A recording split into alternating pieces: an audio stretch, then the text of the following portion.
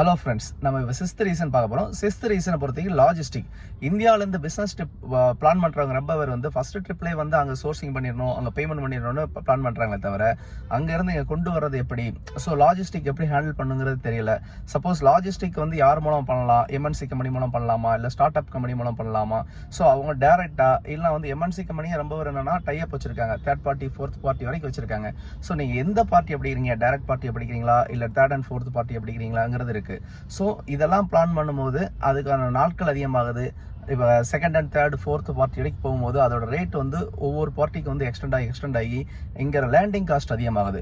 So இதெல்லாம் பொறுத்து வந்து சோர்சிங் பண்ண ப்ராடக்டோட குட்ஸோட ப்ரைஸை விட லேண்டிங் காஸ்ட் அதிகமாகுது அப்படின்ட்டு ரொம்ப பேர் வந்து சோர்சிங் எடுக்காமல் ஃபெயில் ஆகிறாங்க.